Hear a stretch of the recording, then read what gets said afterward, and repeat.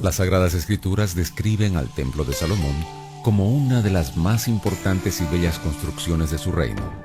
Pero, ¿se ha encontrado alguna evidencia que compruebe la historicidad de este templo? Salomón es conocido por tener toneladas y toneladas de oro a su alcance.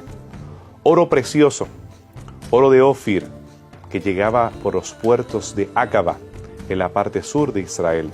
Oro proveniente de África, de las minas del rey Salomón, que tantas especulaciones han brindado. No queda nada de ese oro.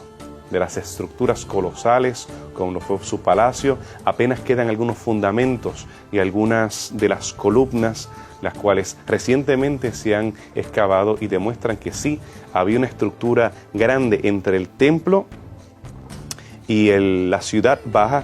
Había un palacio, el Ofel, el área de relleno, donde fue hecho el palacio de cedro, de marfil y de oro, hecho por David y por Salomón y embellecido. No queda nada. Del templo, el templo fue destruido por los neobabilonios. Apenas quedan algunas murallas, parte de las murallas que podemos identificar como murallas salomónicas o piedras de origen salomónico. Hay un dato que hace poco se pudo descubrir después de la guerra que tuvieron los judíos para recuperar Jerusalén hace unas décadas atrás. Un arqueólogo llamado Lee Rittmeyer, descubrió que en los accesos que hay al Monte del Eterno, como se lo llama, pudo ver que uno de esos 8 accesos tenía una piedra grande y el material era de otro tipo de piedra y no cuadraba con los 8 accesos en la forma, pero sí cuadraba con el otro extremo que no pudo cambiar Herodes, ni los musulmanes iban a poderlo cambiar porque caía bajo el a pique, así que eso tuvo que mantenerse. Y entonces dijo, si esta es una formación diferente, muy probablemente estamos ya ante una construcción anterior.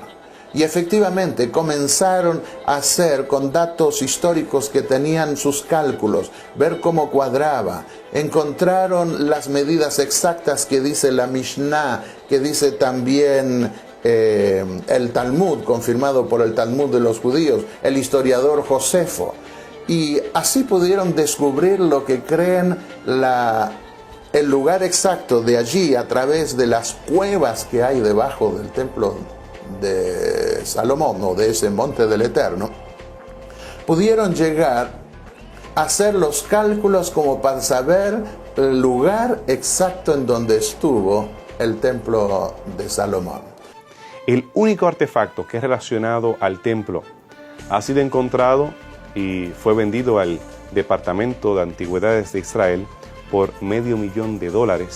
Esta es la réplica de una pequeña fruta de granada, la cual tiene una inscripción que dice Santidad a Jehová.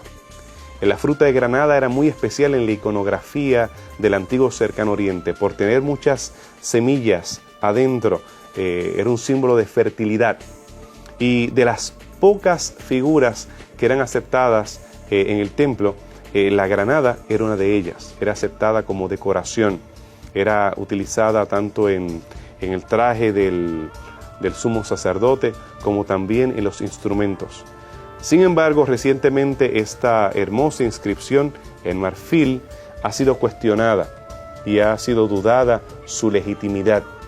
No estamos seguros, algunos epígrafes dicen que es auténtica, otros en el debate dicen que es falsa. Lo importante es que esta es el único artefacto testigo que tenemos del tiempo de Salomón y del gran y majestuoso templo que una vez estuvo parado donde hoy está el Domo de la Roca en el Haram al-Sharif. Salomón fue un rey importante en la historia de Israel. El legado de su sabiduría y de sus hechos se encuentra hoy en las Sagradas Escrituras. donde se le asigna la autoría de 3 libros del Antiguo Testamento. ¿Qué importancia tienen estos escritos para la composición del mensaje bíblico? Los escritos de Salomón, su producción bibliográfica, todo lo que él hizo como escritor, como autor, es un impacto muy importante dentro de lo que es definitivamente como el contenido de la escritura hebrea y de lo que puede ser considerado como una herencia que hemos recibido de lo que ha sido la producción o la literatura antigua.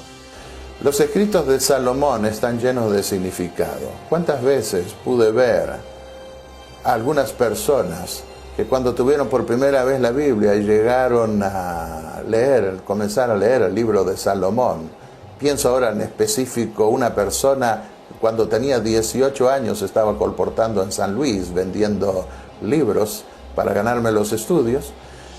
Estaba admirado de la sabiduría que se encontraba en esas cosas prácticas que vio de la vida el rey Salomón.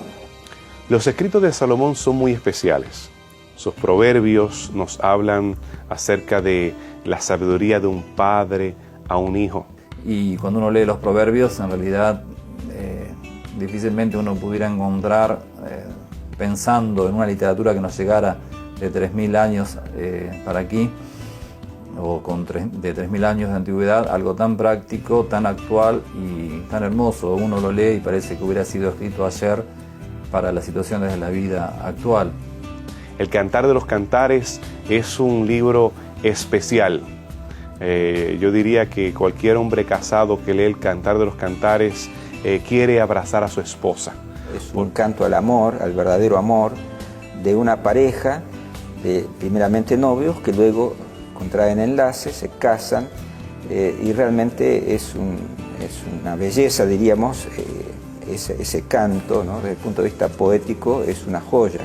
Y presenta una dimensión que muchas personas se niegan a reconocer y lo espiritualizan y hacen alegoría de la Sulamita, que es la Shalomona, la esposa de Salomón, y no ven realmente esa dimensión especial que Dios tiene de la sexualidad y la unión entre un hombre y una mujer. Hay otro libro muy lindo que nosotros leemos en la escritura de Salomón, el libro de Eclesiastés, que es el testimonio de su arrepentimiento y un discurso final que él le da al pueblo de Dios, a la Asamblea de Israel, hablando de lo vano que fueron sus últimos años, habiéndose entregado al pecado, a la vanidad de la vida, al lujo, a los placeres. Entonces, ahora aconseja a los jóvenes y a cualquier persona que quiera escuchar de que las riquezas y la gloria material y mundanal, la sabiduría inclusive intelectual, no tienen sentido, no son importantes, no son realmente la fuente de la felicidad de nadie, a menos que Dios dirija la vida. Lo único que destaca él, dice, el fin del discurso oído, cuando termina, dice, es respetar a Dios y amar a Dios y guardar sus mandamientos o obedecerle, porque dice, esto es el todo del hombre, no hay cosa más importante.